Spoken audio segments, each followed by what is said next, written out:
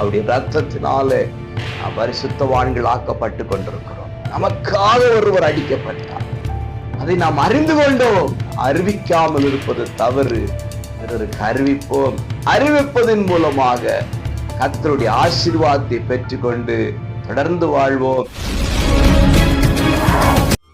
கிறிஸ்துவுக்குள் மிகவும் பிரியமான அன்பு உறவுகளே, உங்களை மனதார வாழ்த்துகிறேன். ஏசப்பா உங்களை ஆசீர்வதித்து நடத்துவாராக. அவருடைய பாடு மரணங்களை நினைவு கூறுகிற இந்த நாளிலே சில வார்த்தைகளை உங்களோடு பேச நான் விரும்புகிறேன்.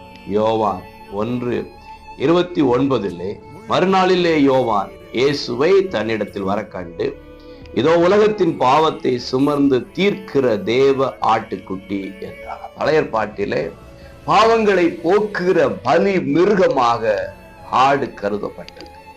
இதோ புதிய பாட்டிலே கர்த்தராய் இயேசுவே தம்மை பலியாக ஒப்பு கொடுக்க பூமிக்கு வந்தார். 2 விஷயத்தை நான் இங்கு சொல்ல விரும்புகிறேன். அறிந்து கொள்கிறான், அறிக்கை இடுகிறான். இன்றைக்கு நீங்களும் நானும் ஆண்டவராய் இயேசுதான் நமக்காக பலியானார். கல்வாரி சிலுவையிலே பாடுகளை பற்றி நமக்காக இயேசு மரித்தார் என்கிறதை நாம் அறிந்திருக்கிறோம். அறிந்தவர்கள் பாக்கியவான்கள்.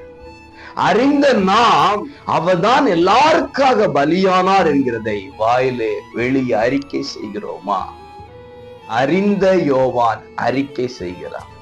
அறிந்த நாம் அறிக்கை செய்கிறவர்களாக, பிறருக்கு சொல்லுகிறவர்களாக இன்றைக்கு அர்ப்பணிக்க வேண்டும். கர்த்தருடைய ஆசீர்வாதத்தை பெற்றுக்கொண்டு தொடர்ந்து வாழ்வோம்.